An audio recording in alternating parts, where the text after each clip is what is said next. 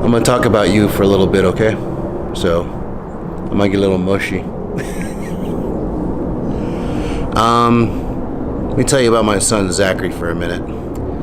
When he was a little kid, it was funny because he's kind of, I wouldn't say wimpy, but he wasn't finding his place just yet, and he always got picked on a lot when he was in school. And to combat that bullyingness and the bullies, everything else that went along with being in school, I decided to enroll him in martial arts. And he originally was going to start training in a martial art called Tang Soo Do. And he did really well at it. He did really well with the forms and the break boards and all that. But then he decided to be like his old man and start training Brazilian Jiu-Jitsu. And he's been training Jiu-Jitsu now since he was about 9 years old. So he's 22 now, so we're going on about 13 years. Why do I bring this up? Well, people who have ever done any type of combat sport, particularly wrestling or Brazilian Jiu-Jitsu, know that grappling makes you mentally tough. And you can face a lot of challenges when you become mentally tough. Sadly, about 3 years ago, Zachary came down with Hodgkin's lymphoma. And later that year in 2015, we thought he was in remission. Well, we just found out that this week it's come back.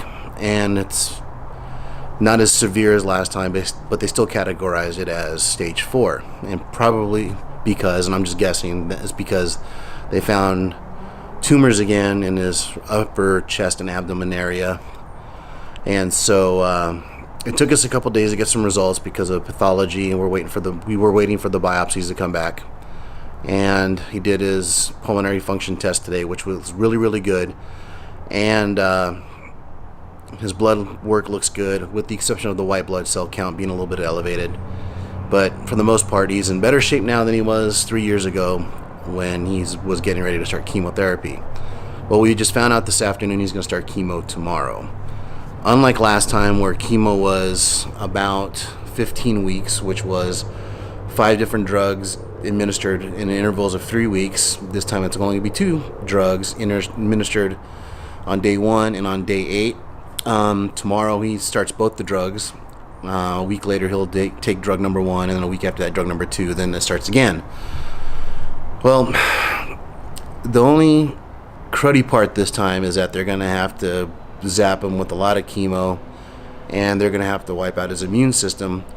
So what does that mean? That basically means they're going to have to do a bone marrow transplant.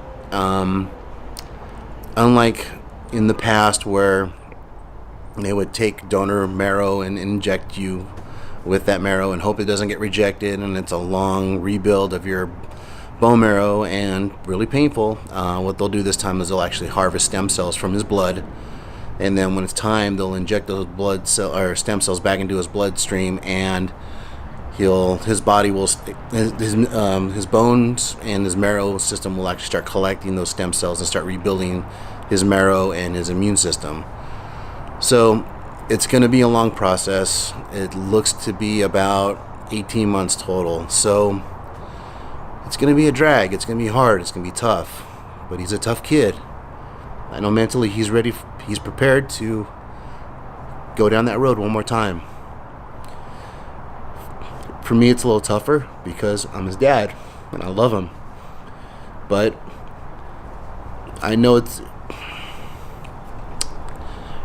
we're here at Seattle Children's again for treatments, and there are people here whose kids have it worse than Zachary does. I understand that, and I appreciate what they're going through, but this doesn't make it any less difficult to deal with.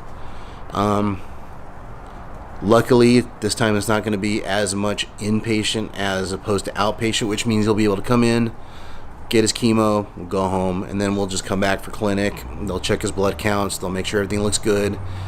And like last time, we just have to be mindful of his surroundings. He just can't go in large groups of people. So sadly, we're not going to be able to go to any concerts until this is over with. So we're going to miss Slayer. I got 2 tickets for sale now if anybody wants them. And yeah, so that's where we're at right now. He can have visitors. People can come to the house. And while he's at the hospital, people can come to the hospital if they want. But that's where we're at. He doesn't want to be on film, which is fine. I can appreciate him not wanting to be on camera, but being videoed, that is, but I feel like it's important to document this journey. So there are going to be times I'm going to ask my friends to come hang out or give me a little bit of emotional support, give my wife some support as well. But we're going to make it. Or not we, he's going to make it. I know he's going to kick cancer right in the ass, and cancer can eat a big bag full of dicks. So until next time, peace.